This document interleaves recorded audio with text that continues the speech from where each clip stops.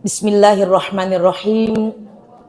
Assalamualaikum warahmatullahi wabarakatuh.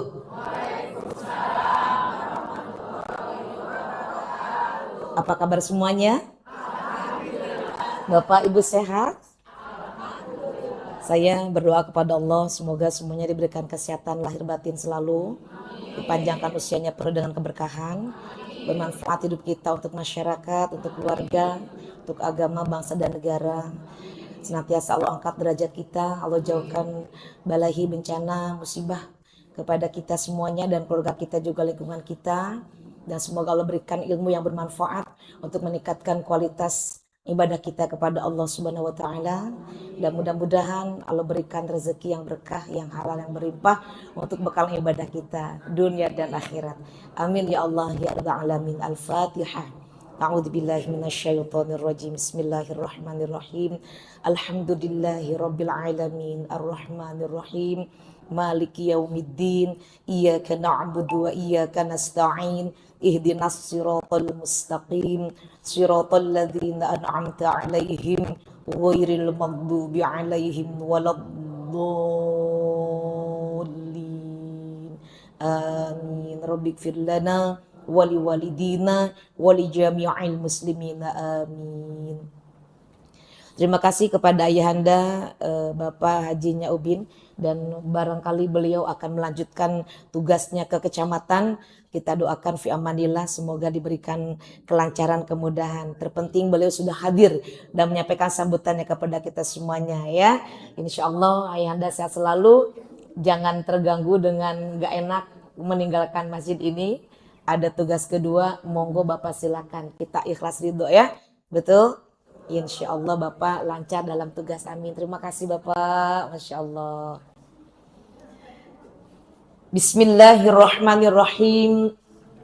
Alhamdulillahi rabbil alamin. Salatan wa salaman ala rasulillah Muhammad ibn Abdillah wa ala alihi wa sahbihi wa mawala. Asyhadu an la ilaha illallah wahdahu la syarikalah wa asyhadu anna Muhammadan abduhu wa rasuluhu la nabiyya ba'dah. Allahumma salli ala sayyidina Muhammad wa ala ali sayyidina Muhammad. Rabbi shrah li sadri wa yassir li amri wahlul 'uqdatam min lisani yafqahu qawli wa ufawwidu amri ila Allah. Innallaha basirum bil ibad. Qala Allah Ta'ala fil Qur'anil Karim, a'udzu billahi minasy syaithanir rajim. Bismillahirrahmanirrahim. Ya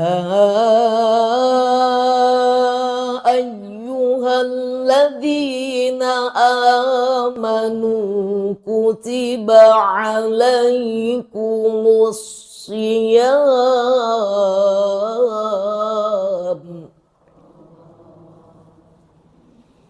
Kutiba alaikumus syiyamu kama kutiba alal ladzina min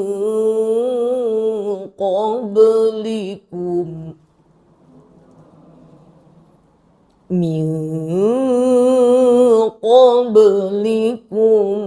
la'allakum tattaqun.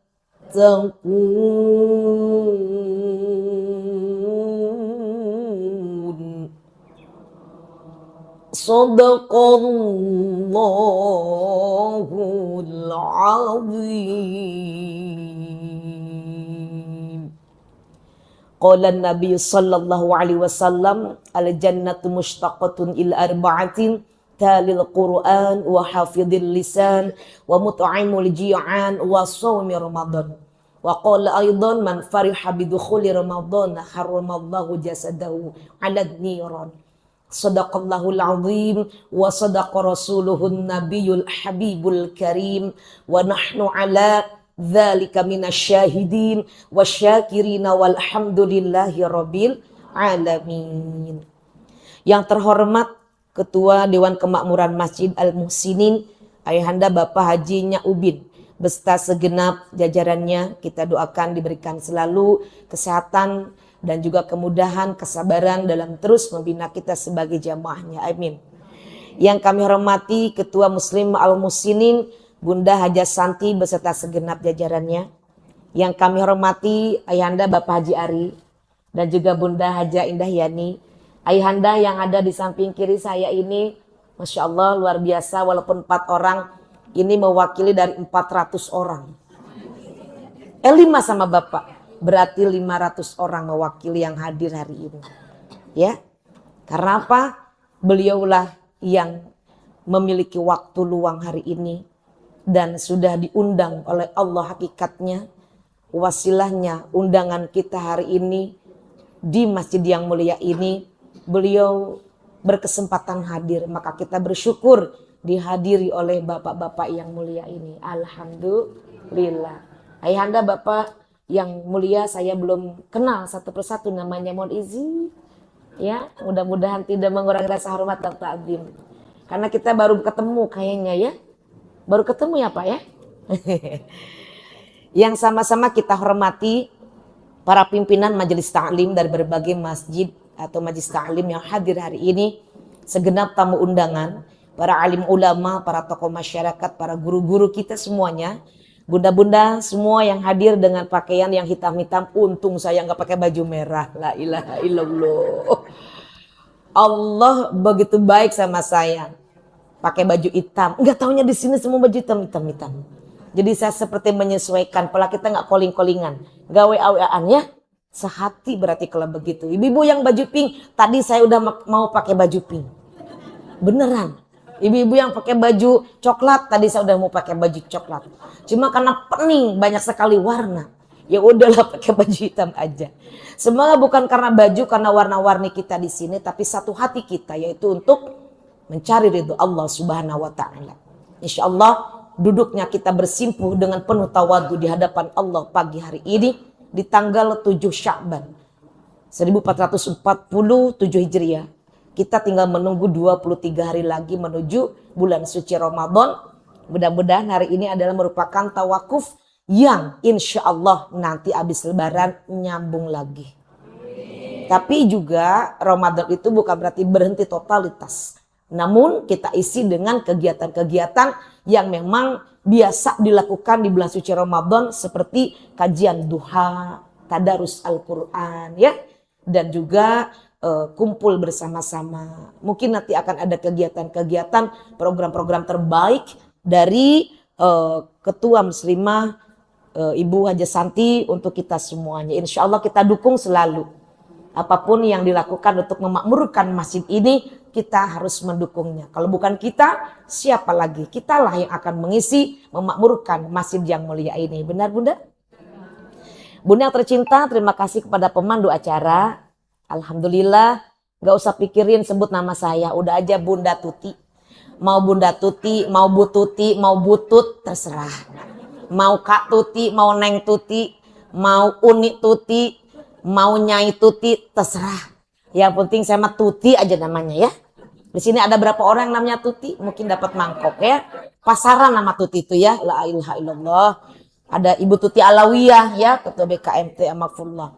Banyak nama Tuti, ya Allah. Karena gampang diucapkan, tapi jangan salah paham. Tuti bukan tukang tipu. Tuti bukan tukang tidur. Saya tidur sehari 2 jam. Enggak tukang tidur saya. Kebetulan nama Tuti itu pemberian nama dari orang tua saya. Mudah-mudahan nama-nama kita nanti dipanggil dengan panggilan terindah menuju surganya Allah Subhanahu wa taala. Ayah bunda, bunda tercinta, para pemburu surganya Allah. Di kesempatan hari ini mari kita ucapkan dulu syukur alhamdulillah kepada Allah. Alhamdulillah Allah masih memberikan kepada kita kesempatan hidup, kenikmatan yang tak akan pernah kita mampu untuk menghitungnya. Fabi ayyi ala'i rabbikuma tukadziban. Maka nikmatku mana lagi yang kalian dustakan? Nikmat panjang umur, Belum tentu tahun depan kita bisa begini lagi. Belum tentu kita juga bulan Ramadan sampai. Tapi kita berdoa, Allahumma barik lana fi Rajab wa Sya'bana wa balighna Ramadana wa hasil maqasidana. Allahumma barik lana fi Rajab wa Sya'bana wa balighna Ramadana wa hasil maqasidana wa hasil maqasidana. Ya Allah, berkahi kami di bulan Rajab dan bulan Sya'ban. Sampaikanlah usia kami sampai bulan suci Ramadan. Kabulkanlah doa kami. Amin ya Allah ya Rabbal. Bunda, hidup itu enak, tapi jangan terlena. Saking terlenanya, kadang-kadang kita lupa kepada Allah, kita lalai kepada Allah. Maka dengan adanya peringatan hari ini, di bulan Sya'ban ini, berkumpulnya kita di sini, tidak ada lain adalah untuk senantiasa mengingat Allah. Mengingat Allah itu di waktu pagi, ingat Allah. Siang ingat Allah, sore ingat Allah, maghrib, malam, menjelang pagi ingat Allah. Kalau bisa setiap detak jantung kita panggil sebut nama Allah. Detak jantung tok tok tok tok gitu kan yang normal ya? Ada yang nggak normal nggak jantungnya? Ada. Tok tok tok tok tok tok tok tok tok tok gitu kan? Ada juga gitu kan? Ada kan gitu ya? Nah, kalau yang masih normal bersyukur, yang sedang mengalami sakit jantung bersabar, nggak apa-apa. Ya, jangan takut mati. Justru mati itu harus momen yang setiap hari kita rindukan. Bagaimana tidak? Wafat itu kan berjumpanya kita dengan Allah yang menciptakan kita. Betapa indah ciptaan Allah termasuk kita. Nah, bagaimana yang menciptakan alam semesta ini, betapa jikalau ibu tahu indahnya berjumpa dengan Allah, maka setiap kematian itu akan menjadi kerinduan yang mendalam. Kalau kita ingat mati, maka kita tidak akan menyanyiakan waktu kita. Kalau kita tidak ingat mati, maka kita akan terlena dan lupa bahwa al-mautu babun. Ujung-ujungnya hidup adalah mati, dan mati itu akan kita lewati seperti kita melewati pintu. Seusia kita sekarang ini kita udah melewati masa-masa remaja, udah masa-masa muda, udah udah lewat banget dah. Di usia sekarang ini udah tinggal masa-masa zikrullah, tinggal mengisi sisa-sisa dengan berzikir kepada Allah Subhanahu wa ta'ala. Maka tadi Bunda katakan, ketika detak jantung berdetak itu sebut nama Allah dalam hati kita. Allahu Allah, Allahu Allah, Allahu Allah. Kalau mau panjang, la ilaha illallah Muhammadur Rasulullah, la ilaha illallah Muhammadur Rasulullah. Mau panjangin lagi, tasbih aja. Subhanallah wa bihamdihi, subhanallahil azim, subhanallah walhamdulillah wa la ilaha illallah wallahu akbar, astagfirullahal azim. Itu yang paling panjang. Paling pendek yaitu Allahu Allah, Allahu Allah, Allahu Allah. Itu. Karena kita tidak tahu di ruangan ini ada malaikat Israel loh. Percaya atau tidak? Loh, kita katanya percaya kepada malaikat. Dan malaikat kan nggak bisa dilihat, tapi ada kan? Makanya kita jangan Nah, tetap sebut nama Allah. Bersyukur kepada Allah, hari ini Allah masih memberikan kepada kita luang waktu. Karena banyak orang yang hari ini tidak dapat hadir di pengajian ini. Benar? Ada yang sakit, ada yang repot, ada yang sibuk. Ya, karena kita masing-masing disibukkan dengan aktivitas. Tapi kalau kita meluangkan waktu dan ringan langkah kaki kita, sehingga kita bisa duduk di sini, Masya Allah, itu luar biasa. Kesempatan yang tiada tara, dan ini tidak sia-sia. Langkah kaki kita dari rumah menuju masjid ini dihitung oleh Allah. Setiap langkahnya itu Allah ampunkan dosa kita. Sampai kita pulang lagi. Maka kita termasuk fi sabilillah. Jangan sia-siakan umur kita setiap detik, setiap hari. Jangan sampai kita tidak melakukan kebaikan. Cari terus celah kebaikan. Jangan sampai kita ini lelah dengan kebaikan. Terkadang kebaikan itu berbalik keburukan kepada kita. No problem. It's okay. Don't thinking about that. Forget it. It's not easy to do something for good our life. Gak bisa kita itu hidup ini seperti yang kita inginkan. Kita berbuat baik, terkadang kebaikan berbalik buruk kepada kita. Ya kan? Maka ketika kita berbuat baik, niat yang ikhlas. Ya Allah, saya niat mengaji karena Allah. Ya Allah, saya niat mengaji untuk mencari ridho Allah. Ya Allah, saya niat mengaji, mengamalkan kewajiban, melaksanakan kewajiban menuntut ilmu sampai akhir hayat. Ya Allah, saya niat mengaji, mencari pahala. Ya Allah, saya niat mengaji menuju jalan surgamu. Ya Allah, ya Allah, ya Allah, ya Allah, ya Allah.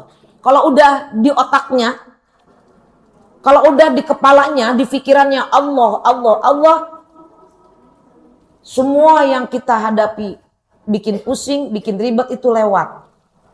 Karena duduk seperti itu nikmat. Saking nikmatnya, terkadang penceramah baru bicara 10 menit, 12 menit, nguapnya udah 12 kali, Bu. Oh. Sering-seringlah ke pengajian. Karena hanya di pengajian cepat tidur. Rasa ngantuk itu mudah kalau di pengajian tuh. Aneh saya juga. Padahal saya bicara udah kayak toa. Ini kalau saya nih mic-nya mati, saya nggak peduli. Saya nggak khawatir karena suara saya satu kelas kedenger 3 kelas kalau ngajar mahasiswa. Saking kencengnya, aneh. Itu kok bisa nguap ya? Apalagi kalau saya bicara tuh lemah lembut gitu. Kayak Bunda Indah Yani kalau bicara lembut, aduh saya nggak bisa. Saya udah pernah, Bu, belajar supaya saya kalau menyampaikan materi ke anak-anak, ngajar atau ceramah dengan nada suara lembut. Saya seminggu latihan bicara lembut, pingsan saya. Tak bisa saya itu. Ya udahlah jadi diri sendiri aja, gak usah jadi orang lain. Gak usah rekayasa. Apa adanya, you suka kepada I, melotot. You hate me, closing to your eyes, gitu aja. Pusing amat hidup. Ya kan? Makanya kita kalau dalam hidup itu selalu mencari pujian manusia, kecewa. Pengen dipuji terus, kita mau nyari apa? Gak ada. Yang terpenting kita cari muka di hadapan Allah. Cari muka. Bagaimana supaya Allah tuh selalu memandang kita dengan cinta dan kasih sayang. Maka kita harus totalitas mencintai Allah dengan penuh kasih sayang. Karena cinta itu akan menjadikan semua ringan, Bunda. Karena cinta yang jauh dari dekat. Karena cinta yang rumit jadi sederhana. Karena cinta yang berat jadi ringan. Betul tidak? Bunda kalau nggak cinta kepada Allah, bayangkan di sini ada Bunda Ati Aryo. Itu mama kembar. Itu kembar 3, Bu. Sekali hamil 3, lahiran. Dan sekarang anaknya udah sarjana semua. Itu Bunda Ati Aryo tuh mama kembar namanya. Itu orang Wisma Tajur. Bayangkan dari Wisma Tajur ke sini berapa langkah, Bu, kalau jalan kaki? Ada nggak 1000 lebih? Ya kan? Tetapi dengan cintanya, ada flyer, ada informasi di sini, ada pengajian dari Wisma Tajur loh, Pondok Kacang sono. Datang ke sini, la ilaha illallah. Ini karena cinta yang jauh terasa dekat, betul tidak? Saya baru pulang umroh ini, Bu. Senin kemarin tuh baru masih ini jam segini saya masih di pesawat. Sampai di Bandara Jakarta itu Soekarno-Hatta jam 12. Saya dari Jeddah tuh kemarin sore asar. Berangkat flight itu dari Jeddah jam 4. Sampai ke Jakarta Senin kemarin baru seminggu ini. Masya Allah, Bunda, nikmat rasanya bisa berkunjung ke Baitullah. Mudah-mudahan yang hadir hari ini Allah percepat berangkat ke Tanah Suci Mekah. Allahu Akbar. Nikmat rasanya Bunda, ya Allah, Masya Allah berziarah ke makam baginda Rasulullah. Kebetulan 27 Rajab kemarin saya sedang di Madinah. Bayangkan 27 Rajab malam Rasulullah Isra dan Mi'raj. Malam itu juga saya sedang ke Raudhah membawa 45 jamaah umroh. Dan di depan saya itu di Raudhah ada makam baginda Rasulullah Sallallahu Alaihi Wasallam. Masya Allah luar biasa. Momen mungkin seumur hidup nggak akan terulang lagi. 27 Rajab berada di depan di depan makam baginda Rasulullah Sallallahu Alaihi Wasallam. La ilaha illallah. Ibu mau nggak? Mau nggak? Gampang. Amalannya Quran aja. Yang saya amalkan itu cuma Quran aja. Gak ada, saya bukan pebisnis, saya bukan politikus, saya cuma guru ngaji Iqra. Bangga saya dengan guru ngaji Iqra. Saya ditertawakan sama teman-teman, Bunda ngapain jadi guru Iqra harus profesor? It's okay, so why? Emang nggak boleh profesor ngajar Iqra? Pertanyaannya itu, emang nggak boleh profesor ngajar juz amma? Emang nggak boleh? Boleh kan? Nanti akan perbedaannya beda sekali. Metodologi yang disampaikan dengan orang lain yang mungkin seadanya akan berbeda. Bukan untuk sombong, tapi saya ditertawakan. Ngapain hanya untuk jadi guru Iqra harus jadi profesor, doktor 2 kali di bidang tafsir? Saya balikin, emang salah seorang profesor ngajar Iqra? Itu aja pertanyaannya saya balikin. Makanya saya senang ketika ibu-ibu semua semangat dalam mengaji. Bagus. Jangan pernah mundur walau selangkah sebelum kita wafat, jangan pernah berhenti mengaji. Karena mengaji penting. Dengan mengaji kita akan lembut hati kita, Bunda. Dengan mengaji kita akan banyak perubahan-perubahan sikap karakter.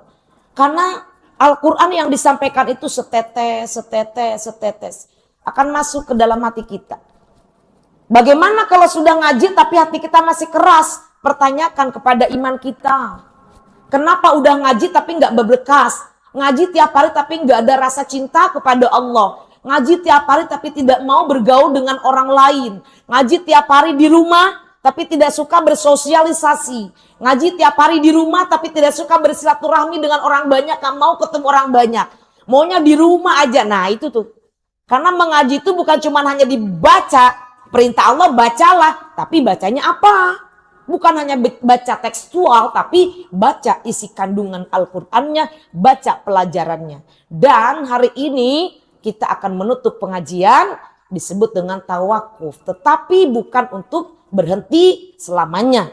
Karena kita akan menyambut bulan suci Ramadan. Bunda, ini bulan Sya'ban, saya tadi membaca dulu dalam kitab. Saya tadi baca dulu 4 kitab sebelum ke sini.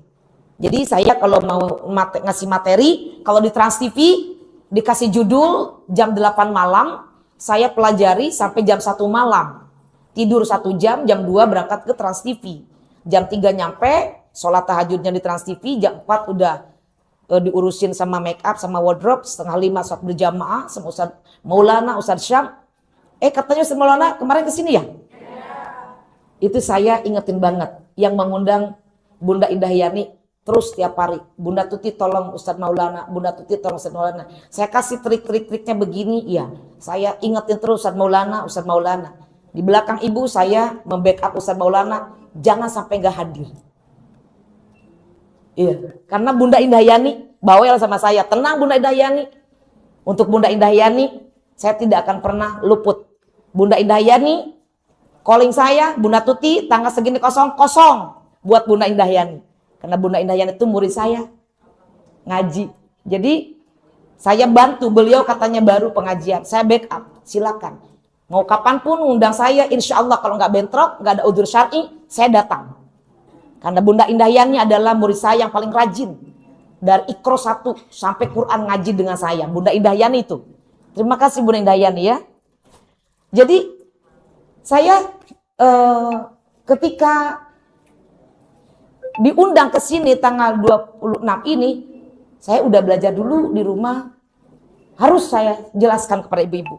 Pertama, saya membaca kitab Subhul Asya fi Sinaatil Insya karya Ahmad bin Ali Al-Qoqo Sandi pada jilid kedua halaman 402 tentang nama bulan Sya'ban.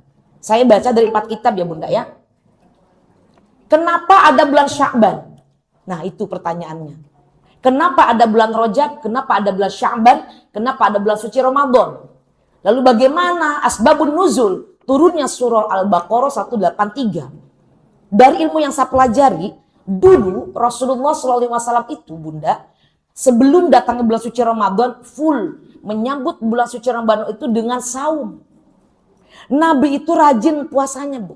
Senin, Kamis, Yaumul Bid, di bulan-bulan yang dimuliakan Allah, itu Nabi puasa Bu. Tetapi setelah turunnya ayat 183, maka Nabi tidak full lagi puasa. 1 bulan full itu di bulan Rajab dan bulan Sya'ban. Ketika bulan Rajab, Nabi saumnya sunnah. Di bulan Sya'ban memperbanyak saum sunnah, tapi tidak full. Ada seling-selingnya. Dan ketika bulan suci Ramadan, barulah Nabi itu puasa full. 30 hari. Kenapa? Karena di situ adalah termasuk ayat dalam ulumul Quran, ayat-ayat muhkam. Apa itu ayat muhkam? Ayat yang sudah jelas ketetapan hukumnya tidak tidak menggunakan, tidak memerlukan penjelasan. Apa ketetapan hukum dalam surah Al-Baqarah 183 yang tadi saya baca? Bahwasanya Allah menetapkan puasa untuk orang-orang yang beriman di bulan suci Ramadan, 1 bulan full dari 12 bulan yang Allah tetapkan. Yang menetapkan tahun 12 bulan itu Allah dalam Al-Quran. Yang menetapkan puasa di bulan suci Ramadan Allah juga. Maka kata Allah, Syahrul Rajab, Syahrullah. Syahrul Sya'ban, Syahrul Rasulullah. Syahrul Ramadan, Syahrul Umat Rasulullah. Jadi di bulan Rajab itu udah lewat kemarin kan? Itu bulannya Allah, perbanyak kita membaca amalan istighfar. Di bulan Sya'ban ini bulannya Rasulullah, perbanyak membaca sholawat Nabi. Di bulan Ramadan, perbanyak membaca ayat suci Al-Quran. Bagaimana kita menjelang bulan suci Ramadan ini? Tentunya harus banyak persiapan. Persiapan yang pertama apa? Ilmu tentunya. Karena kalau ibadah tanpa ilmu, mardudatun, ditolak. Ya kan? Ibu punya mobil, tapi nggak punya ilmu nyetir. Itu mobil bisa dibawa enggak? Anaknya bilang, mami, ayo kita ke CBD yang deket aja mami. Shh, jangan bilang-bilang mami nggak bisa nyopir, yang penting punya mobil. Tiap hari dielap, mami cuma bisa manasin. Mami, ayo mami kita ini liburan nih ke Ancol kemi, ke Dufan kemi, ke Taman Mini kemi, ke mall kemi. Mami yang bawa. Jangan berisik, mami nggak bisa nyopir. Anaknya bertanya, lalu kenapa beli mobil? Buat mejeng. Kenapa mami? Mami nggak punya ilmu nyopir. Berisik, udah naik Grab aja, naik Grab. Yang penting udah dilap, udah dicuci, mami nangkring. Hari ini mami pakai kacamata hitam. Pura-pura lagi nyetir, pasang di status, udah gitu cukup buat mami. Oh. Nggak punya ilmu nyopir, walaupun ada mobil tidak berfungsi itu mobil. Tidak bisa digunakan. Tapi orang tidak punya mobil, bisa ilmu nyopir, memiliki skill nyopir. Walaupun tidak punya mobil, ada tetangga, Bu tolong dong, saya mau ke rumah sakit ya Allah, ini menantu saya mau melahirkan, gak ada orang, ya Allah ibu bisa nyopir. Siap, mana kuncinya? Let's go, gaskeun. Masuk ke rumah sakit, lahiran lancar. Tuh kan, nolong nyawa orang, bayinya sehat selamat, ibunya sehat selamat. Kenapa? Kita nolong, walau gak punya mobil, punya ilmu nyetir, betul? Jadi ilmu itu penting tidak? Nah, niatkan. Sekarang buka lagi, bongkar lagi. Apa yang disebut dengan puasa? Apa definisi puasa? Puasa itu menahan secara etimologi. Secara istilah atau terminologi, menahan daripada segala yang membatalkan kita puasa dan mengikuti apa yang sudah disyariatkan. Tata cara puasa mulai dari kita menahan lapar, menahan minum, lihat di kita bagaimana yang membatalkan puasa, makruhnya puasa, syarat sahnya puasa, siapa yang boleh berpuasa, amalan berpuasa apa saja, gitu kan? Buka lagi ilmunya. Ya. Dan jangan sampai kita itu menjelang puasa merasa sedih, merasa bingung karena di pasar Lembang, di Borobudur itu harga cabai udah melambung. Harga telur, harga sembako, harga daging, aduh udah sebulan lagi. Tapi harga udah naik dari sekarang, gak usah dipikirin. Yang penting punya uang. Benar Bu, benar. Barang banyak, murah, gak punya uang gak kebeli. Ya kan? Uang banyak, barang gak ada, kelaparan juga. Jadi nggak usah protes, biarkan aja petani sekarang lagi pada mau mereka itu naik daun, nggak apa-apa, kita nggak usah iri, nggak usah ngomel, yang penting ada barangnya, ada uangnya, itu kan? Nah itu yang penting, nggak usah mau puasa, banyak pikiran ibu-ibu bapak, pusing ibu bapak, nggak usah pusing bapak Maya, tenang aja. Ibu-ibu menjelang puasa itu kita harus mempersiapkan diri mental kita. Bagaimana menghadapi puasa? Karena puasa juga fisik kita harus sehat.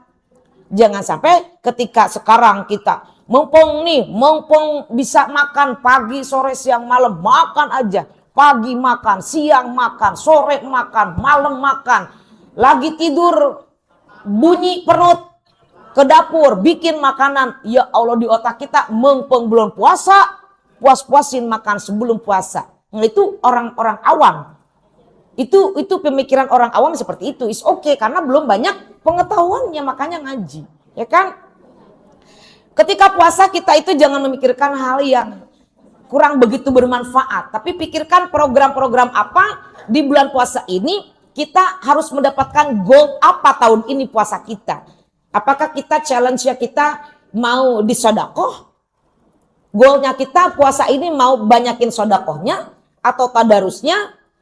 Atau puasanya betul-betul menahan ujung rambut sampai ujung kaki, mata puasa, kuping puasa, mulut puasa, tangan puasa, hati puasa, tidak lagi ada sedikit apapun yang iri kek, ataupun kita benci kek, marah kek, udah semua puasa, ditahan, tahan. Nah, kapan latihannya? Sekarang warming up-nya.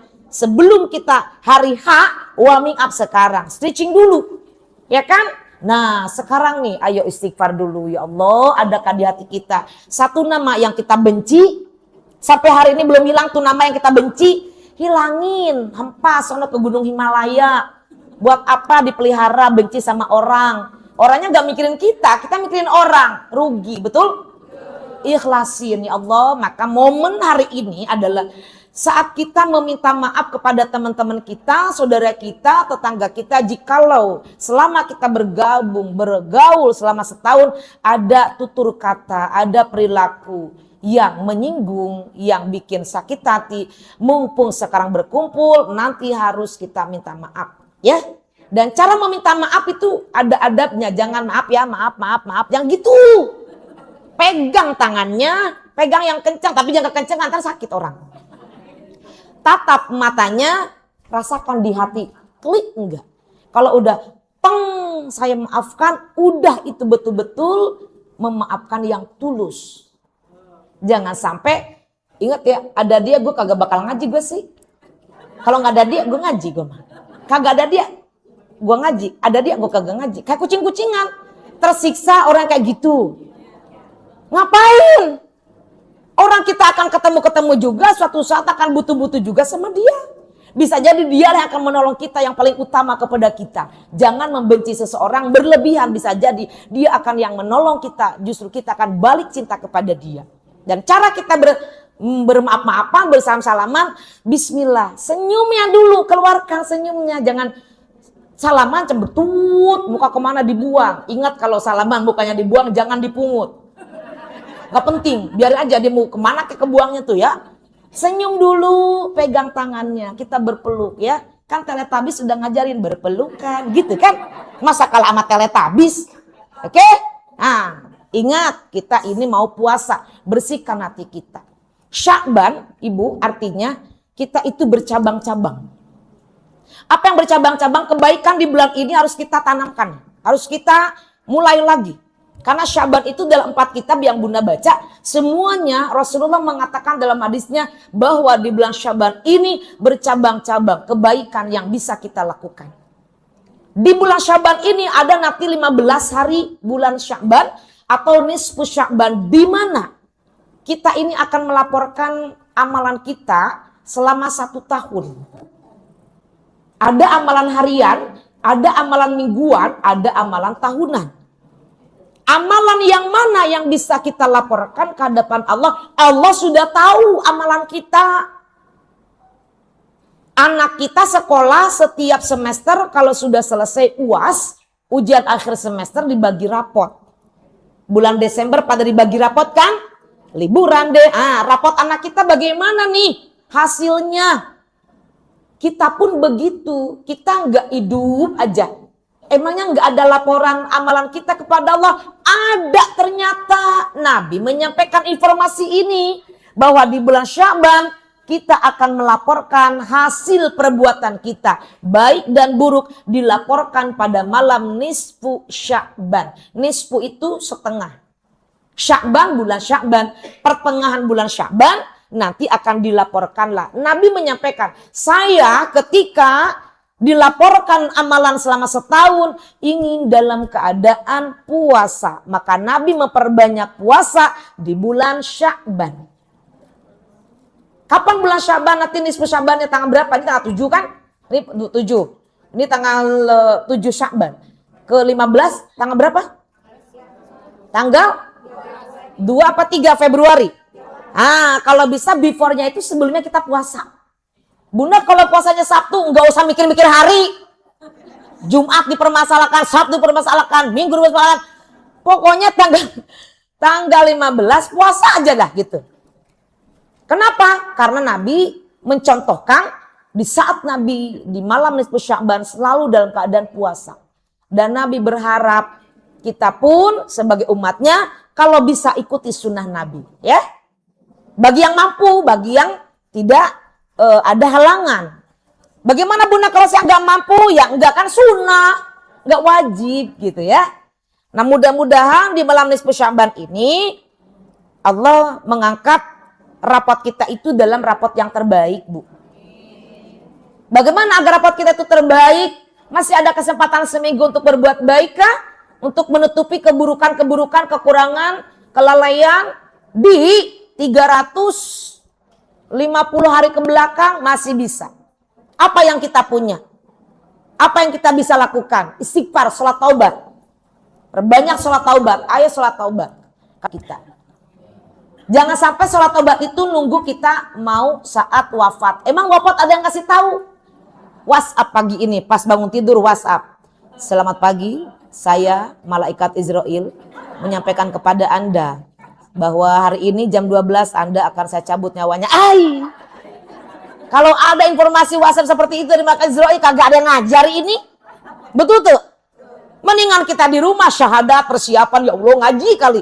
Pengen banget lagi dicabut nyawa, lagi ngaji, kagak bisa begitu. Syakaratul maut itu tergantung kebiasaan. Yang biasa lidahnya basah mengucapkan zikir kepada Allah, insya Allah saat wafatnya itu yang keluar dari bibirnya. Yang selalu ngomel, apa baik ngomel, marah-marah. Hati-hati nanti saat sakaratul mautnya lagi marah-marah. Malaikat Israel dilawan, dia marahin. Karena setiap hari marah. Dicabut nyawa marah-marah. Hati-hati. Kebiasaan kita membaca Al-Quran. Banyak orang-orang yang dipilih oleh Allah sebagai ibroh. Sebagai contoh. Meninggal setelah sedang membaca Al-Quran. Meninggal dalam keadaan sujud. Meninggal setelah sholat. Meninggal dalam keadaan berzikir banyak. Banyak tidak? Mau nggak kita meninggal dalam keadaan seperti itu? Masya Allah, mau banget, tapi tidak bisa direkayasa, tidak bisa dimau-mau. Ya kan? Tergantung daripada latihan kita. Proses ke situ ya akan tergantung apa yang kita sering lakukan. Tapi kalau kita jarang ngaji, jarang baca Al-Quran, jarang bersolawat, jarang bertasbih, jarang berzikir, keluh lidah kita, ya jangan harap. Pengen mah pengen, tapi nggak mau dilakukan, prosesnya nggak bisa. Maka Nabi menyampaikan, kalau bisa berkata itu yang baik-baik saja. Kalau tidak bisa bicara yang baik, lebih baik diam.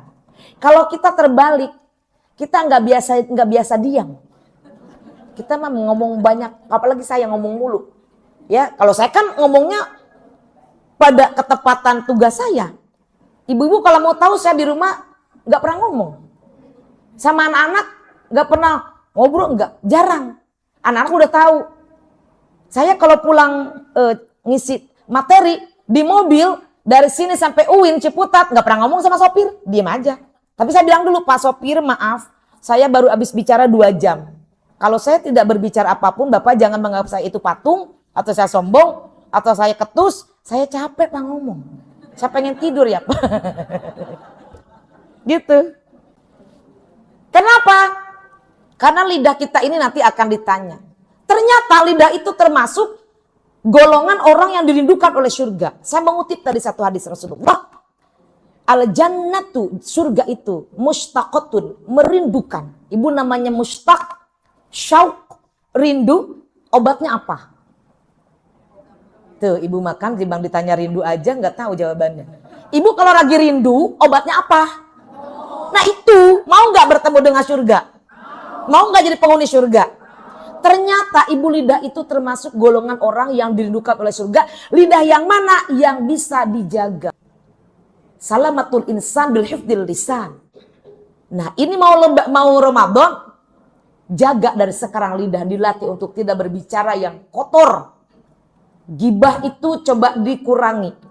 Jangan sampai ibu-ibu sering berkumpul, apalagi misalkan lagi belanja nih. Satu orang ngedipin mata, satu orang kasih kode nama, satu orang keluar, langsung disambung, jadinya ngomongin orang. Walaupun benar gibah, tidak benarnya fitnah. Hati-hati dengan lidah kita. Bunda sekarang gak lidah aja yang bisa membahayakan, jari-jari. Nah, ternyata jari-jari sekarang yang bisa membahayakan. Tak tak tak tak tak tak tak tak tak kring. Allahu Akbar. Ya, bikin rusuh, bikin adu domba. Wow, hati-hati itu. Ingin orang itu hancur karena ada iri dan dengki. Dengan cara apapun. Mempengaruhi orang dengan cara apapun. Agar orang itu terhina, tersisihkan, terlupakan, terbuang. Karena apa? Ada sifat iblis di dalam diri kita, yaitu karakternya iri. Iblis kan iri sama Nabi Adam, betul? Maka Nabi Adam tergelincir ikut bisikan daripada setan atau iblis. Maka ibu-ibu kalau suka mempengaruhi orang supaya orang lain membenci satu orang, itu namanya murid ya teladan itu. Bagi iblis teladan jempol. Nah, gitu ya. Naudzubillah. Nah, kita harus punya prinsip dalam hidup. Dikasih akal oleh Allah mana yang baik, mana yang buruk. Yang baik lakukan. Istiqomah, lanjutkan, pertahankan kebaikan, tingkatkan. Yang buruk harus bisa mengatakan tidak. Katakan tidak untuk tidak mau ikut-ikutan dengan hal yang buruk. Inilah kedisiplinan akhlak. Al-jannatu mushtaqatun ila arba'atin. Talil Quran, wa hafidil lisan, wa mut'imul ji'an, wa shaumi Ramadan. Pertama, urutan golongan di antara orang yang golongan dirindukan oleh surga, orang yang senang membaca ayat suci Al-Quran. Ibu jangan jauhi Quran ya. Dan jangan jadikan Quran di rumah itu hanya sebagai pajangan. Bunda saya mah koleksi Quran. Boleh, boleh. Tapi kudu dibaca. Beli Quran dari yang kecil sampai yang besar. Dari yang kecil hurufnya sampai yang besar. Ibu ada bu. Quran segede gaban gini bu, ada bu. Ada bu beneran bu. Masya Allah. Apalagi kalau ibu jalan-jalan ke museum Bait Quran di Taman Mini Indonesia. Dari Quran segede gini Bu, sampai Qurannya yang segede gaban. Loh ilah loh. Ada Bu di Taman Mini itu Bu. Ibu pernah main ke Bait Al-Quran? Main ke sono, cuma 30.000. Daftar cuma 5.000 perak. Itu ada koleksi Al-Quran, museum Al-Quran. Waktu saya ke Patani, waktu saya ke Thailand Bu, museum Al-Quran sedunia ada ternyata di Patani. La ilaha illallah. Itu ada Al-Quran 300 kilo. Oh, iya makanya ayo main ke Thailand. Ayo mau? Jalan-jalan ke Thailand mau Bunda? Ayo ke Thailand sono. Ya, di Hatay dekat Naratiwat situ. Masya Allah Bunda itu menangis. Bunda tuh air mata menangis. Ya Allah. Itu Al-Quran sedunia ada yang tidak sanggup untuk memelihara Al-Quran, mushaf Al-Quran. Kemudian dititipkanlah ke museum yang ada di Patani itu. Masya Allah luar biasa Bu. Mengapa itu Quran sampai 300 kilo? Itu diangkatnya juga sampai pakai superjet. Bukan superjet yang dari sini ke Kuala Lumpur ya, ke Kalimantan. Bukan yang itu. Itu khusus ada negara Islam yang mendanai untuk mengambilnya itu pelan-pelan. Karena itu dari kulit domba sebanyak 380 apa 388 domba. Ditulis dengan tangan. Allahu Akbar. Itu legend. Usianya berapa ratus tahun itu. Pokoknya Bunda kalau mau lihat betapa indahnya mushaf Al-Quran, rosem Al-Quran. Sekali-kali jangan ke Pondok Indah mulu gitu loh. Maksudnya tuh ke Hong Kong gitu, ke China gitu ya. Cobalah ibu pergi ke museum Al-Quran. Allah. Jangan jalan-jalan shopping-shopping melulu. Pergilah sekali-kali ke museum Al-Quran agar kita mengetahui khasanah Al-Quran. Masya Allah ya. Orang yang senang membaca Al-Quran, sering membaca Al-Quran, cinta kepada Al-Quran, kemana-mana bawa Al-Quran, walaupun dibawa aja dulu, nggak apa-apa. Saya masih ingat Bu, di tahun 2012, pertama kali saya ke Australia, ke Sydney, itu saya bertemu dengan ibu namanya Hajah Wedi. Hajah Wedi ini yang menginisiasi untuk menjadikan one day one juz. Beliau di Australia itu di Sydney, komunitasnya Bu dibikin berapa kelompok. Apa maksudnya? Supaya ibu-ibu itu kalau ada waktu sehari 1 juz baca Quran. Jadi sehari itu 30 juz untuk 30 orang, 1 hari 1 kali khatam. Nanti setor. Saya termasuk ikut di Odo Sydney Australia. Yang dilakukan oleh Ibu Wedi ini Bu lucu, canggih.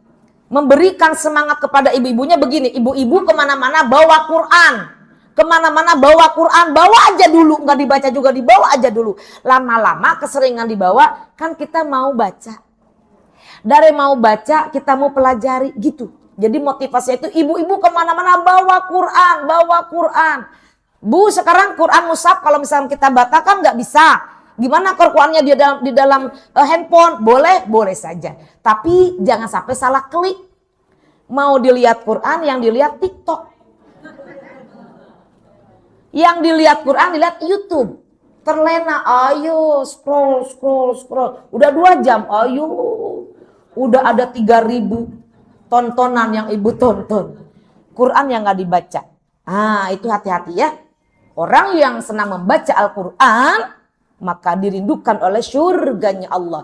Bunda gimana kalau kita baca Quran tapi belum bisa tajwidnya? It's okay. Selagi masih dalam tahap belajar, bacanya masih terbata-bata, ngaji aja. Karena orang yang dalam tahap belajar, salahnya pun Allah kasih 2 pahala. Pahala belajar, pahala kurang sempurna bacaan, itu Allah nggak lihat hasilnya tapi prosesnya yang Allah lihat. Bismillahirrahmanirrahim. Walaqad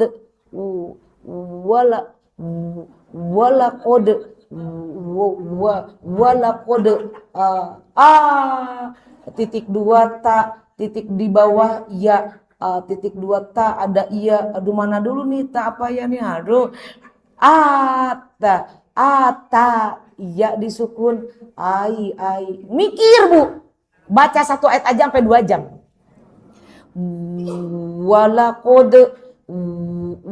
Kalau kita ya udahnya walakod gitu ya. Ini jadi guru ngaji Bu, sabarnya kudu bener-bener Bu. Harus sabarnya tingkat suhu. Walaqad walaqad alif patah berdiri ta ya ta tai tai tai tai ba na ada alif na wala kode atai na keringetan bu lul kop disukun aku abu ada aja Iqra 4 halaman 18 luko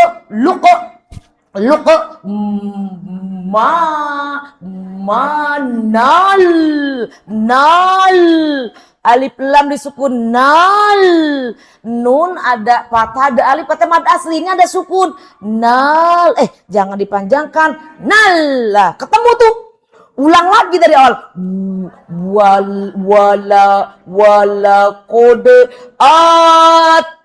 ataina luko manal nal hike mata hike maha titik 2 dipikirin titik 2 tak Iqra 4 halaman 8 Iqra 5 halaman 18 aniyatin mata ya udah kalau kita mah mata sekali aja ya. Orang baru belajar tuh begitu mikir bu, nyambungin huruf berikutnya huruf apa, bagaimana ngucapinnya, tanda bacanya a i u atau sukun atau tasdid, panjang atau pendek, dengung atau bagaimana, pening, itu kan? Nah disitulah Allah itu memberikan penilaian 2 pahala, terus ayat terus.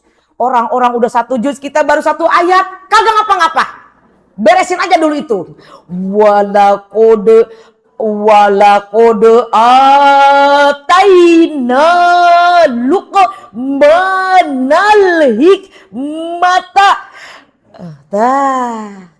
Ya Allah. Tetesan keringat itu akan menjadi saksi di yaumal qiyamah. Dan kalau ibu sudah bisa baca Al-Quran, walaqad ataina luqmanal hikmata anishkur lillah. Ibu kalau sudah baca seperti itu tartil lancar, jangan pernah sehari luput nggak baca Quran. Karena dosa. Emang baca Quran nggak dosa? Kalau nggak dibaca dosa, kata siapa nggak dosa? Kedudukan membaca Quran setelah sholat. Jangan dianggap sepele, nggak apa-apa. Nggak apa-apa. Sekali nggak apa-apa, 2 kali nggak apa-apa, 3 kali nggak apa-apa. Keras hati kita kalau nggak baca Quran, bu. Beneran. Iya, makanya ibu kemana-mana, bawalah Quran. Ada waktu, bukalah Quran, walau 1 ayat. Bagi yang udah lancar baca Quran, gimana proses dulu? Panggil guru ngaji kemana-mana, Masya Allah. Giran sudah lancar baca Quran, Al-Quran tidak dibaca. Wah kualat itu, bahaya itu. Ya, makanya ibu-ibu saling mengingatkan. Watawassaw bil haqqi watawassaw bis sabr. Ini bulan Sya'ban, mari kita tingkatkan amalan kita, mulai lagi membaca Al-Quran. Yang ketiga apa? Wa mut'imul ji'an, orang yang senang memberikan makan ketika orang sedang lapar. Ibu, hari ini udah sarapan pagi belum? Di rumah masing-masing, maksudnya bukan di sini. Udah sarapan belum? Kasihan amat, sama saya juga belum sarapan, baru minum tadi. Ya. Karena hidup itu bukan untuk makan, jangan sedikit-sedikit makan, sedikit-sedikit makan. Ibadahnya enggak, sholatnya enggak, tapi jadikan makan itu sebagai sumber energi untuk kuatnya ibadah.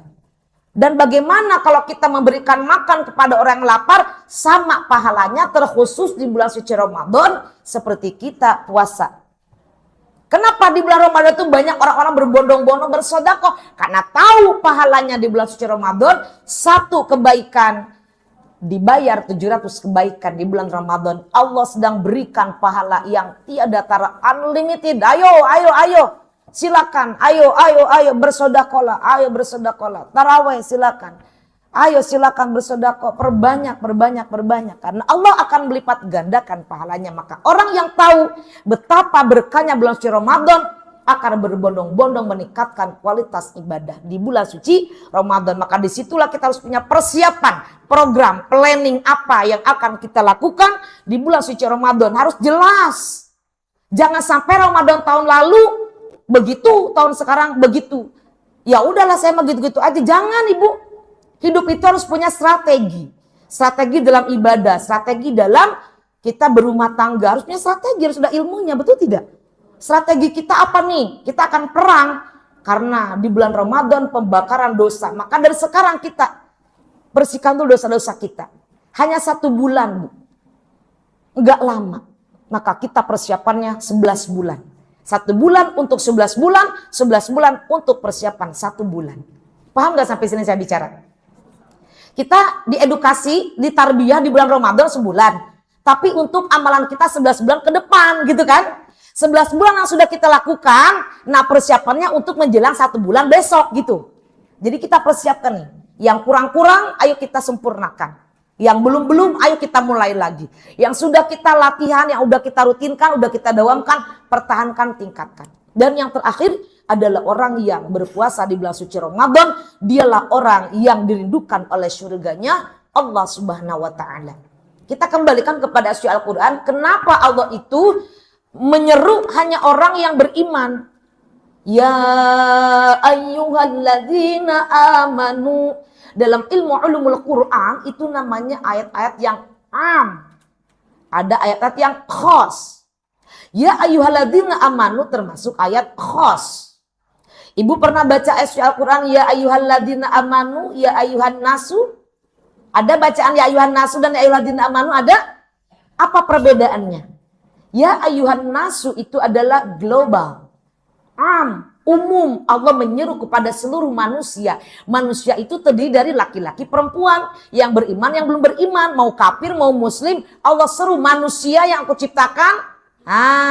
Apa seruan Allah? Ya ayyuhan nasu taqu rabbakum. Hai sekalian manusia, bertakwalah kalian kepadaku. Aku adalah Tuhan kalian. Siapa Tuhan kalian? Alladzi khalaqakum, yang telah menciptakan kalian. Maka kita diperintahkan untuk bertakwa kepada Allah. Tapi di dalam surah Al-Baqarah 183 itu ayatnya khas, tidak umum, khusus untuk orang yang beriman. Maka kalimatnya ya ayyuhalladzina amanu, hanya orang-orang yang beriman, yang memiliki iman bisa melaksanakan ibadah. Kalau bukan lantaran iman, enggak kita ngaji hari ini di sini. Mau ngapain? Mendingan kita di rumah tidur-tiduran, betul tidak? Tapi karena imanlah, iman itu percaya bahwa ini perintah daripada Allah Subhanahu wa ta'ala. Karena imanlah kita sholat, karena imanlah kita puasa, karena imanlah kita berhaji, karena imanlah kita berzakat. Kalau tidak ada iman, kita tidak bisa melakukan hal-hal yang diperintahkan oleh Allah. Nggak pakai logika, tapi pakainya iman. Cukup dengan iman, kelar urusan. Tapi kalau setiap pertanyaan harus terjawab dengan logika, pecah otak kita. Tidak semua harus pertanyaan dijawab dengan otak. Kenapa harus puasa? Orang kan tidak makan dari pagi sampai sore. Kan gak ada yang mati juga. Ya kan? Dengan iman semuanya kuat. Dengan iman semuanya semangat. Dengan iman keyakinan. Percaya ini perintah Allah. Dan siapa yang puasa kata Allah. As-sawmu li wa ana ajzibih. Puasa kalian untukku dan akulah yang akan memberikan ganjaran pahala sesuai dengan puasa kalian. Maka puasa itu bertingkat-tingkat. Ada puasa orang awam, ada puasa orang yang istimewa, ada orang puasa teristimewa. Gitu. Ya kan? Bagaimana puasa orang awam? Orang awam itu puasanya hanya memikirkan, hanya taunya tidak makan, tidak minum pagi sampai sore. Udah buka makan lagi yang banyak. Semuanya dipikirin. Orang awam itu memikirkannya hari ini menunya apa? Kolak udah checklist. Asinan udah checklist, timun suri udah checklist, lontong udah checklist, bakwan udah checklist, sayur asam udah checklist, opor udah checklist, ayam goreng udah checklist, anak yang satu maunya rendang checklist, bapaknya itu maunya sayur lodeh checklist, di meja ada 30 itu macam. Udah makan semuanya, ya udah terawihnya teler. Karena perutnya kenyang. La ilaha illallah. Yang dipikirkan hanya memang sesudah kita menahan lapar, makannya apa? Supaya kita kenyang, supaya kita nikmat, supaya kita lezat, supaya kita puas. Seakan-akan belas dendam dari pagi sampai sore nggak makan, pas maghrib makan apa aja. Nggak gitu. Kalau orang yang istimewa, konsepnya puasa itu adalah menjaga bagaimana hubungan kita secara spiritual kepada Allah dengan kecerdasan kita menahan emosi. Ibu-ibu, puasa itu melahirkan kecerdasan emosional. Puasa itu melahirkan kecerdasan intelektual. Puasa itu melahirkan kecerdasan spiritual dan kecerdasan transcendental yang udah Bunda sampaikan. Itu puasa melatih jiwa kita menahan daripada emosi. Maka orang yang puasa nggak emosi.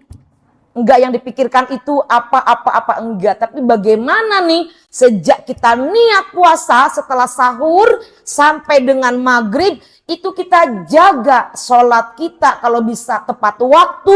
Ngajinya tepat waktu. Mendisiplinkan diri. Itu yang dipikirkan puasa sempurna. Ya Allah, puasa kita diterima. Puasa ya Allah. Mengenai makan is oke. Karena waktu puasa itu gambaran-gambaran setan, itu bisikan-bisikan setan. Ibu, kalau di sekarang nih belum puasa, ibu nonton TV iklan.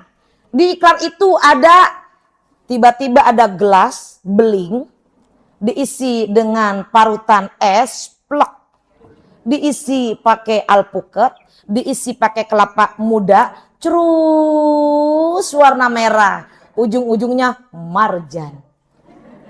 Biasa aja tuh. Nggak ada, kita itu pengen keinginan. Aduh, tapi bulan Ramadan Bu, hawanya. Ya Allah, coba ya itu marjan. Jangan dah jam 12 ada ikan marjan. La ilaha illallah. Memikirkan marjan aja sampai kita ngiler bisa jadi makruh. Kalau dipikirkan, aduh ya Allah. Nah, itu makruh itu. 10 menit lagi mau puasa di meja nih. Ya Allah, gini ini. Makruh itu. Tak boleh itu gitu, makruh itu. Anak-anak kita yang baru belajar puasa masih wajar lah kita. Lihat jam. Makanya rating tertinggi di televisi saat bulan Ramadan adalah adzan. Udah pasti naik tertinggi tuh, rating tertinggi seluruh stasiun TV adzan. Di hari biasa nggak biasa-biasa aja tuh adzan. Oh udah adzan aja ya begitu. Tapi Ramadan adzan paling ditunggu-tunggu. Masya Allah. Cari channel yang udah adzan. Di mana ada channel udah adzan? Bener kan? Makanya gimana orang yang teristimewa? Oh lebih dahsyat lagi, ekstrim. Orang yang puasanya teristimewa, dia nggak sedetik pun mikirin hal-hal yang bisa membatalkan puasa, mengurangi pahala puasa, apalagi tentang makanan. Bahkan bisa cuman minum aja, makan 2 suap 3 suap, berangkat lagi ke masjid. Di masjid cuman makan kurma aja, ngaji lagi, pulang ke rumah jam 2 udah ke masjid lagi, jam 4 sahur cuman ala kadarnya. Yang penting apa? Bagaimana ini saya keberhasilan dengan Allah selalu dekat. Jangan ada sedetik pun berlalu. Itu orang yang teristimewa. Nah, kita mau puasa yang mana? Mau yang orang awam, istimewa atau teristimewa? Ibu-ibu yang mana? Mau teristimewa? Bisa? Manjada wajada. Niat dulu makanya. Persiapan puasa, niat, mentality, ilmu penting. Ya kan? Nah, sampai sini bisa dipahami Bunda? Kalau udah paham ya udah. Saya mah ngaji sampai paham aja. Nggak usah panjang lebar. Mau jelasin apa lagi? Kamu udah pada paham. Ya kan? Mau lagi? Mau lagi?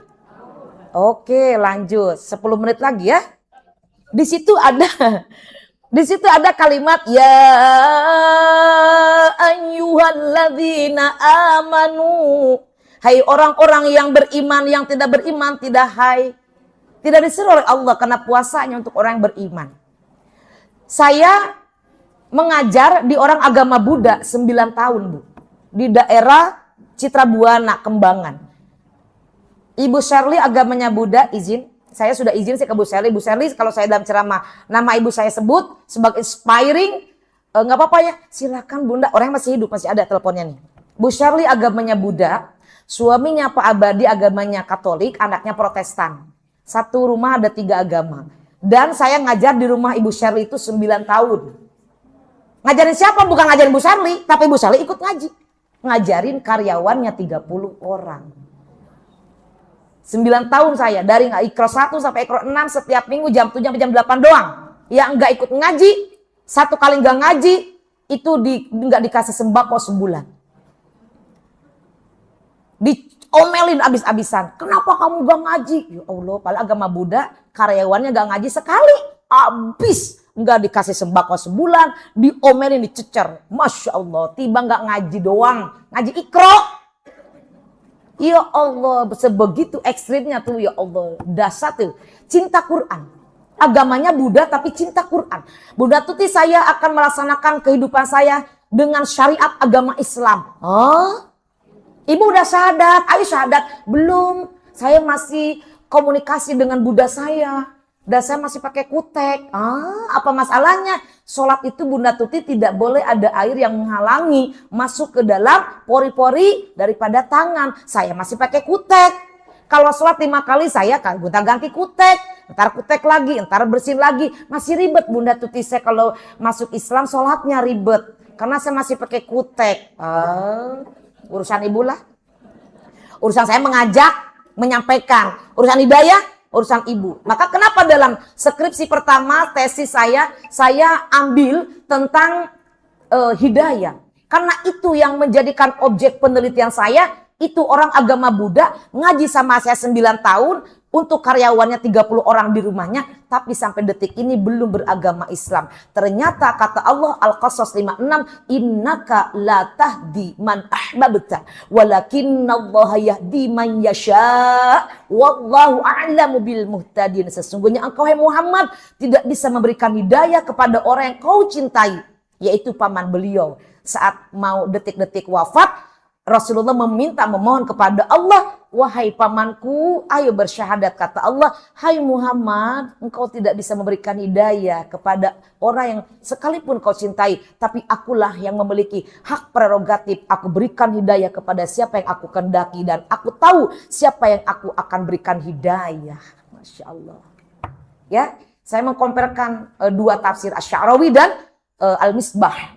Maka ketemulah ternyata ada penghalang daripada hidayah. Dan hidayah harus dijemput. Nah ini, ibu-ibu sedang menjemput hidayah. Gak bisa hidayah itu turun dari langit, gubrak aja, enggak gitu. Hidayah harus dijemput. Bagaimana? Dengan mengaji. Di mana ada sumber hidayah? Di pengajian, di majlis taklim, di masjid, di musola. Karena di dalam pengajian itu disampaikan tentang ayat suci Al-Quran, dijelaskan ilmu tentang Al-Quran. Sebab Al-Quran kitab hidayah. Hidayah dalam Al-Quran ada 386 kata-kata hidayah. Itu penelitian saya Bunda dalam skripsi dan tesis. Kalau di disertasi saya tentang kecerdasan komunikasi. Di disertasi kedua sekarang saya sedang meneliti tentang bagaimana cara kita berbakti kepada kedua orang tua. Doakan semoga tahun ini selesai. 3, 4, 5, 6 mudah-mudahan selesai. Dan penelitian saya itu adalah untuk memberikan pelajaran kepada anak-anak yang kalau kelak punya orang tua lanjut usia, bagaimana cara kita merawat orang tua, kewajiban kita kepada orang tua. Jangan sampai orang tua dibuang. Karena penelitian saya di panti jompo dan di panti sosial Ciracas, itu yang saya teliti. Ada 297 bapak-bapak ibu-ibu yang dibuang oleh anak dan keluarganya. Fix, saya akan meliti itu. Kenapa dibuang? Ada masalah apa? Nah, inilah momen kita belajar. Itu bukan hanya untuk membaca Quran, tapi meneliti bagaimana Allah berikan petunjuk. Wa'budu, Masya Allah, beribadalah kepadaku. Dan kepada orang tua harus diajarkan bagaimana anak-anak kita merawat orang tua. Kembali kepada hadis yang ayat yang tadi. Kenapa orang-orang beriman yang diperintahkan untuk berpuasa? Karena dengan imanlah kita akan dengan lemah lembut, dengan kita mudah menerima hidayah. Kalau tidak ada iman, tidak bisa melaksanakan taufik. Hidayah itu petunjuk yang halus yang Allah berikan kepada hati kita. Taufik itu anggota tubuh kita melaksanakan hidayah. Bagaimana kita bisa sholat kalau nggak percaya sholat itu perintah Allah? Bagaimana kita bisa puasa kalau puasa itu adalah perintah Allah? Kalau udah percaya itu perintah Allah, kalau tidak dilaksanakan dosa, maka kita ternyata iman dulu, bukan Islam dulu kan? Iman dulu, baru kita bisa melaksanakan rukun Islam. Betul? Rukun iman, rukun Islam kita laksanakan. Nah, orang-orang yang bertakwa itu adalah orang-orang yang melaksanakan puasa. Agar di situ ada la'allakum. Kenapa ada kata la'allakum? Itu kata-kata conjunction, ya. Agar kita itu mendapatkan derajat takwa di mata Allah. Bagaimana orang bertakwa itu? Dia orang yang melaksanakan ibadah. Ayat tentang takwa banyak. Maka bersegeralah kita mencari ampunan Allah. Orang yang bertakwa itu satu orang yang senang bersodakoh, berbagi, menolong, berinfak di waktu lapang, di waktu sempit. Orang yang bertakwa itu tandanya dia bisa menahan emosi, tidak suka marah-marah. Orang yang bertakwa itu tandanya orang yang memaafkan kesalahan orang lain. Dan orang yang bertakwa itu diantaranya orang yang selalu berbuat kebaikan. Dan orang yang bertakwa itu adalah orang yang beriman kepada Allah, kepada malaikat, Rasulullah, kitab-kitab Allah, Rasul-Rasul Allah, hari kiamat, dan qada qadar dari Allah Subhanahu wa ta'ala. Itulah derajat takwa yang insya Allah sedang kita proses menuju takwa. Mudah-mudahan kita sudah termasuk hamba Allah yang bertakwa hari ini. Amin. Jam 10:52 cukup bagi saya, 1 jam sudah ya. Dari jam setengah 11 sampai jam 11, berapa menit itu Bunda? Dari jam 9.30 sampai jam 11:52. Ada 10 menit?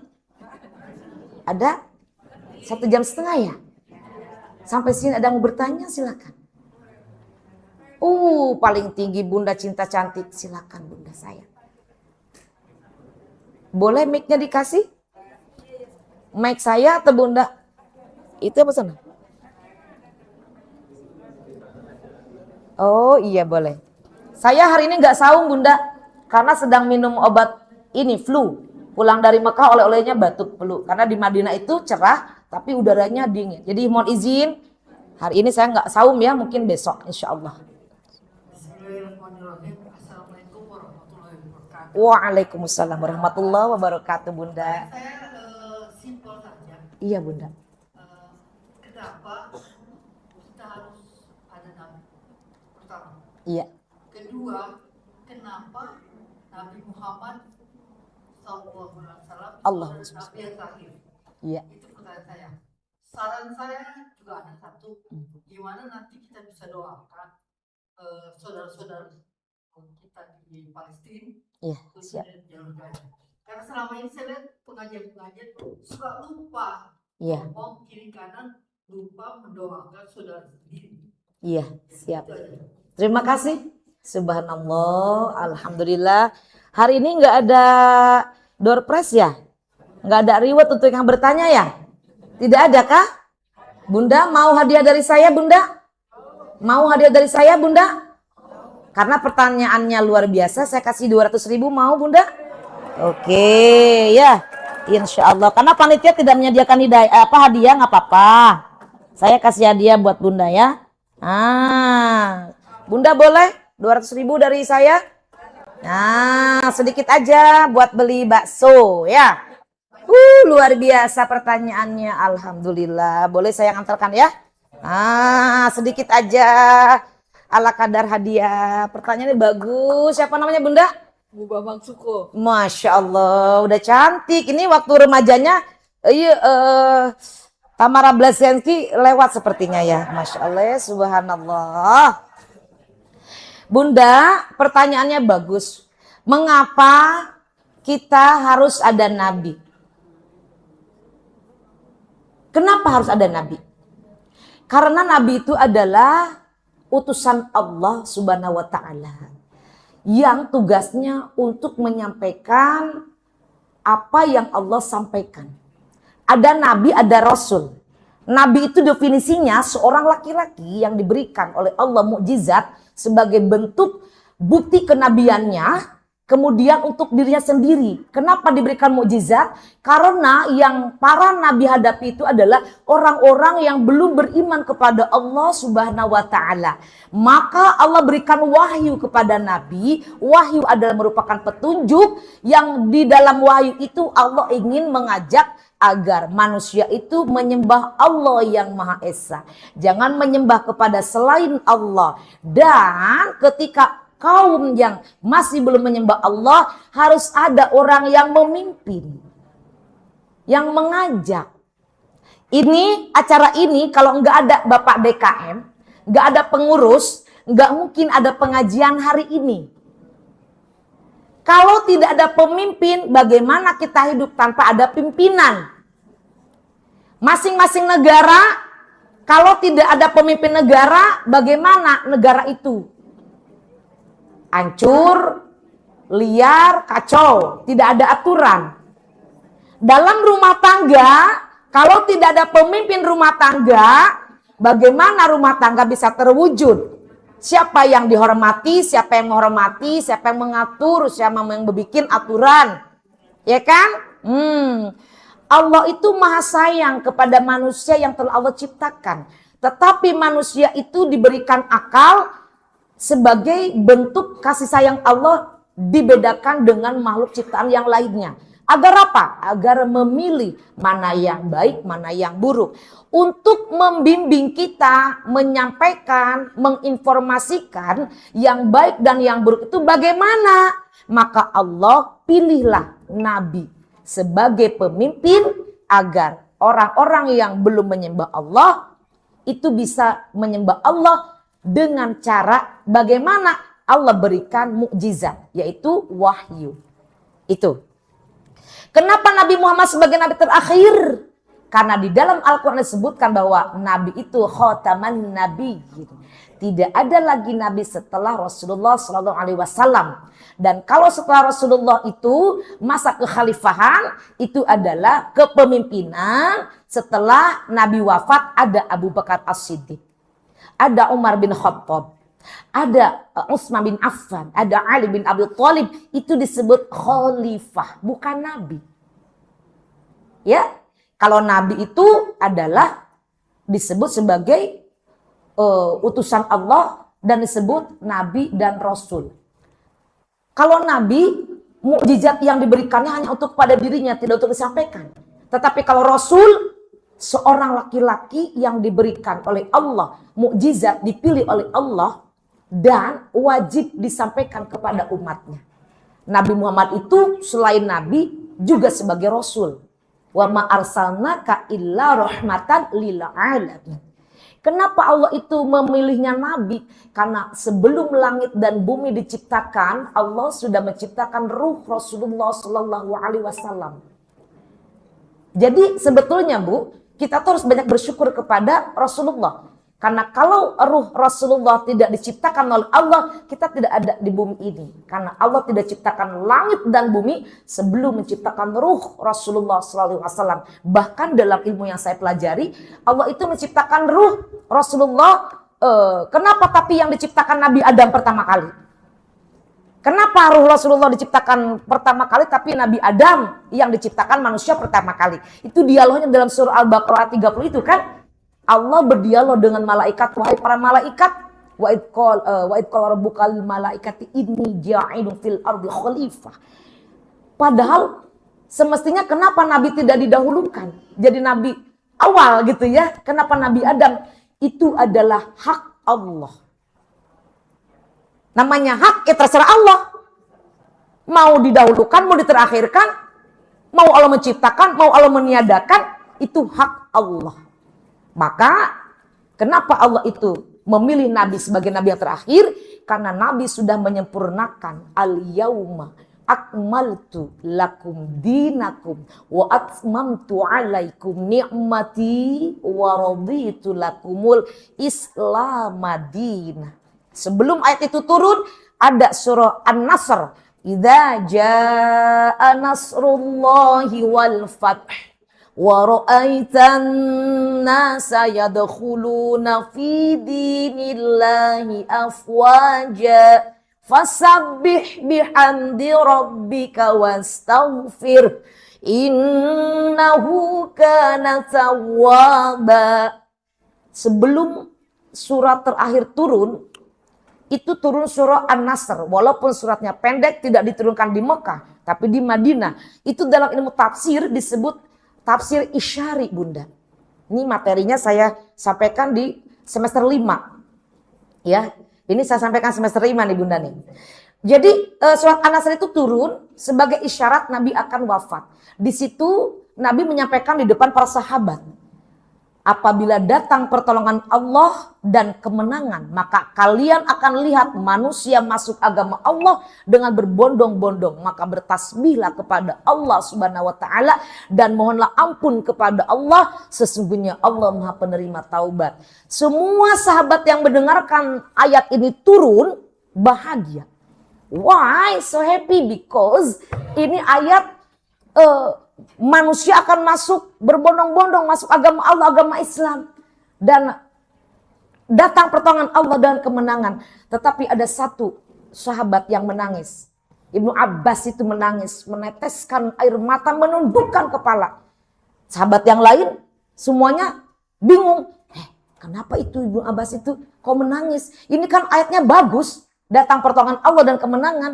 Ternyata Ibnu Abbas mengatakan, kalian tahu tidak, wahai para sahabat, bahwa ayat ini adalah ayat perpisahan. Bahwa kita akan segera berpisah dengan Nabi. Dan kalau sudah datang pertolongan Allah, manusia masuk berbondong-bondong kepada agama Allah, berarti tugas Nabi sebagai Nabi dan Rasul selesai. Karena tujuannya adalah berdakwah agar semua masyarakat kota Mekah dan Madinah masuk agama Allah. Dan kalau itu terjadi, berarti tugas Nabi selesai dalam berdakwah. Dan kalau selesai Nabi berdakwah, berarti Nabi akan kembali ke hariban Allah dan meninggalkan kita. Tidak lama dari situ, Nabi sakit. Dan pada haji wada itulah Nabi menyampaikan, al-yauma akmaltu lakum dinakum. Di situlah Bunda Allah memberikan informasi. Kepada siapa? Kepada Rasulullah. Melalui siapa? Melalui malaikat Jibril. Karena kita tidak bisa menjangkau zat Allah. Bukan Allah tidak mampu langsung firmannya disampaikan kepada Rasulullah sekaligus 30 juz. Tidak. Al-Quran diturunkan secara berangsur-angsur, sedikit demi sedikit. Karena keadaan saat itu yang Nabi hadapi, masyarakat di kota Mekah belum ada, masyarakat Ciledug belum. Di saat itu memang dari Nabi Adam, terus Nabi Adam, Nabi Nuh, kan di Arab kan? Makhluk yang pertama kali Allah ciptakan manusia kan, Nabi Adam di mana diturunkannya? Di Ciledug bukan Nabi Adam. Di sana kan, di Mekah kan? Di Mekah kan? Setelah Nabi Adam wafat, ada putra-putrinya kan? Terus ada Nabi Nuh, kaum Nabi Nuh selesai, Nabi Idris, kaum Nabi Idris selesai. Itu Bunda sampai ke Nabi Muhammad yang terakhir, itu memang bertahap prosesnya. Setelah Nabi sampai ke Nabi Ibrahim, umat Nabi Ibrahim wafat semuanya. Ada lagi kan penerusnya, Nabi Ismail, terus sampai Nabi Yakub, terus kan? Nah, sampailah anak keturunan dari para nabi itu terus dari Mekah itu terus ya berekspansi sampailah ke Gujarat. Nah, dari Aceh lah agama Islam disebarkan di Samudra Pasai. Betul? Dulunya kita ini belum ada gitu loh. Karena manusia yang diciptakan yaitu dari Nabi Adam terus belum ada sampai bermiliar-miliar sekarang seperti ini, belum. Maka Nabi Muhammad sebagai Nabi yang terakhir memang sudah sempurna agama yang disampaikan oleh Rasulullah SAW. Tinggal kita sebagai pengikutnya disebut sebagai umat Nabi Muhammad SAW. Apa yang Nabi sampaikan kepada kita semua ada dalam Al-Quran. Lalu apa maksud Allah memberikan Al-Quran kepada Nabi Muhammad? Karena menyempurnakan kitab-kitab sebelumnya. Kitab Zabur, kitab Injil, kitab Taurat, kitab Injil. Semuanya tentang ibadah, semuanya tentang perintah mengabdi kepada Allah, beribadah, menyembah kepada Allah, kebaikan-kebaikan. Dan yang terakhir adalah Al-Quran. Kenapa diturunkan kepada Rasulullah? Karena yang paling tepat hamba Allah yang menerima Al-Quran adalah Rasulullah yang terpilih. Kenapa tidak langsung 30 juz? Karena Al-Quran diturunkan sesuai dengan keadaan, sesuai dengan yang Nabi rasakan, sesuai dengan yang Nabi hadapi. Al-Quran sebagai jawaban dari permasalahan yang Nabi tidak bisa. Nabi itu ummi, tidak bisa membaca, tidak bisa menulis. Kalau itu Al-Quran Nabi bisa membaca, khawatir orang-orang kafir menganggap itu bacaan Nabi. Kalau Nabi bisa menulis, khawatir orang-orang kafir itu menganggap bahwa Al-Quran tulisan Nabi. Maka Nabi dimaksum oleh Allah, ditakdirkan oleh Allah tidak bisa membaca, tidak bisa menulis. Maka siapa yang menulis Al-Quran?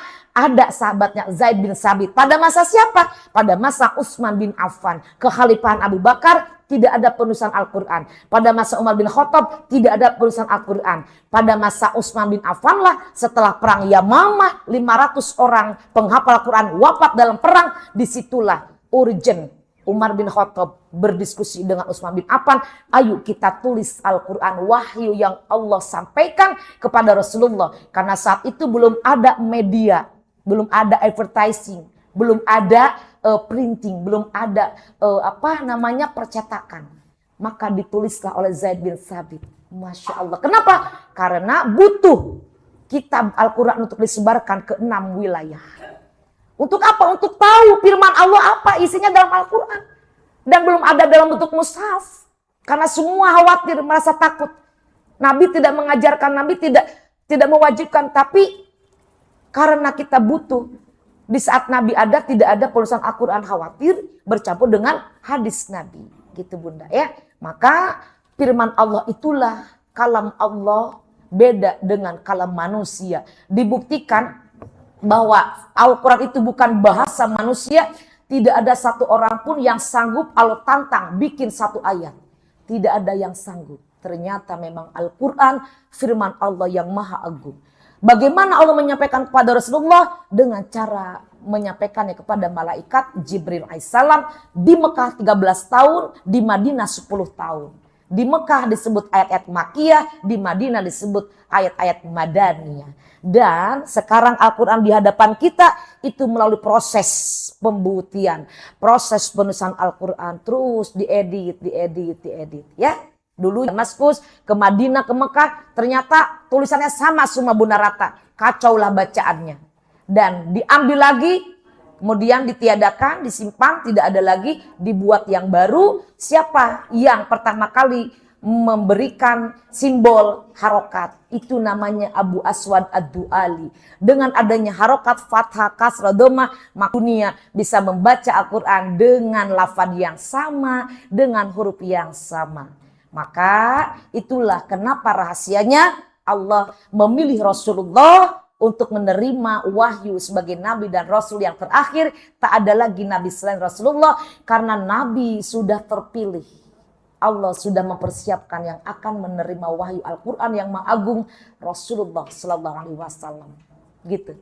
Yuk sekarang kita baca doa untuk saudara kita di Palestina, di jalur Gaza, dan juga saudara-saudara kita yang terkena musibah, baik banjir maupun sakit. Mudah-mudahan Allah angkat derajatnya, Allah berikan kesabaran, Allah berikan pertolongan untuk saudara-saudara kita yang telah wafat dalam jihad fisabilillah, menjadi mujahid, syahid dan syahidah. Mudah-mudahan diterima di sisi Allah, mendapatkan syurganya Allah.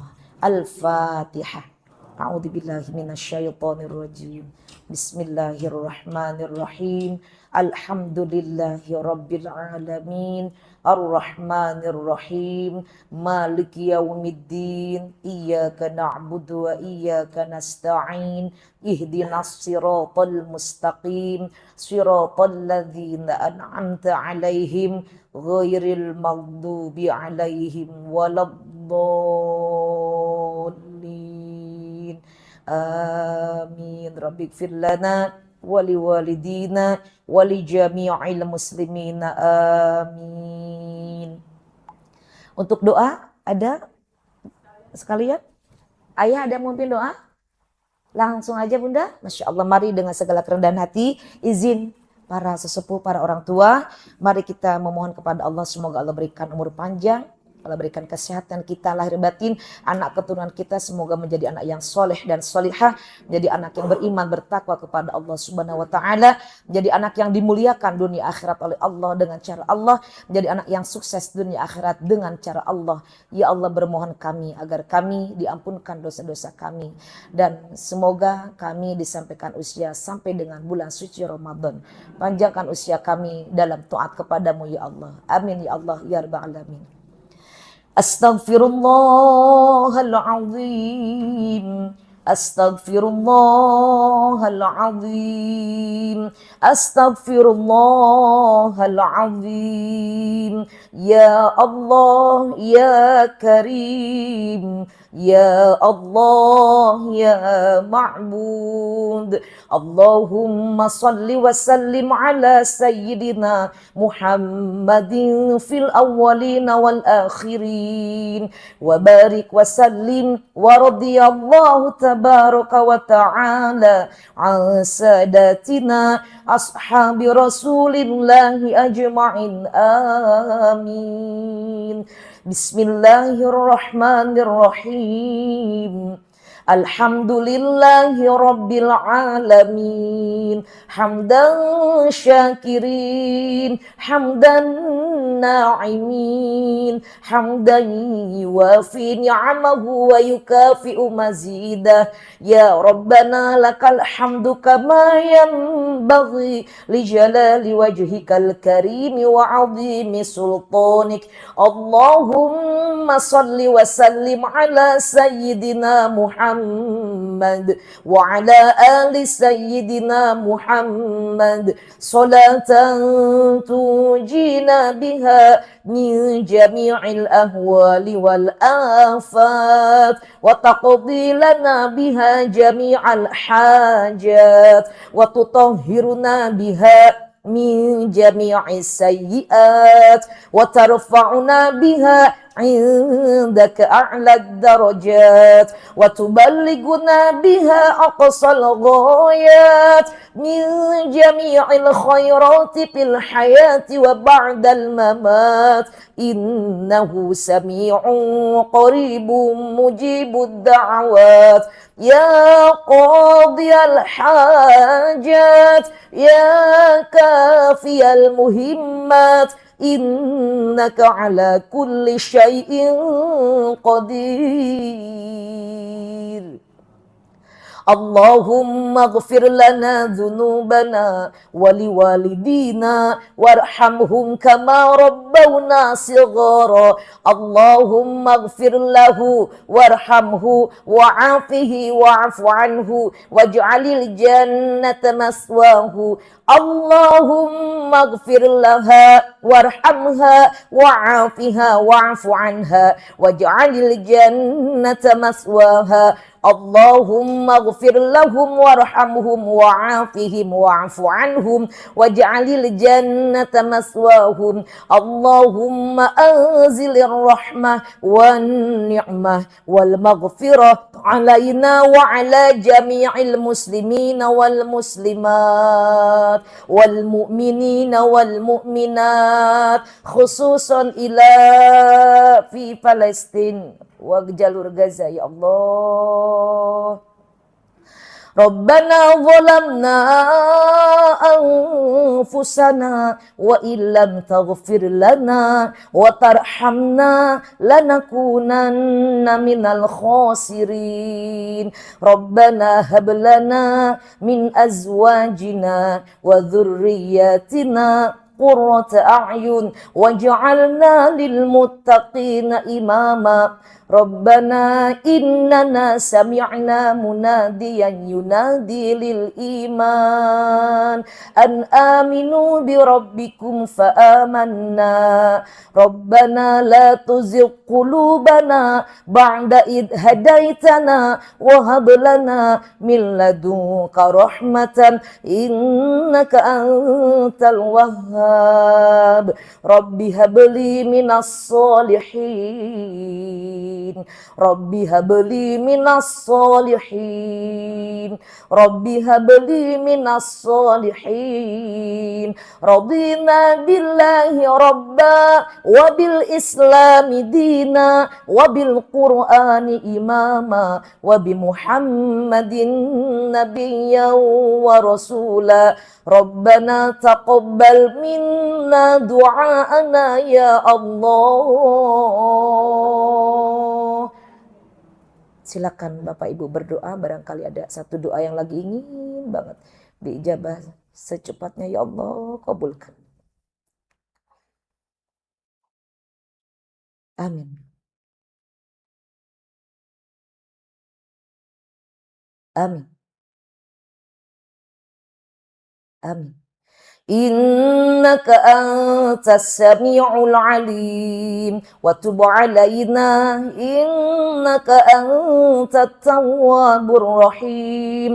Rabbana atina fid dunya hasanah wa fil akhirati hasanatan wa qina adzaban nar. Subhana rabbika rabbil izzati amma yasifun. Wassalamun alal mursalin walhamdulillahi rabbil alamin. Mohon maaf lahir dan batin. Terima kasih. Wallahul muwaffiq ila aqwamit thoriq. Wabillahi taufiq wal hidayah wal afu minkum. Wassalamualaikum warahmatullahi wabarakatuh.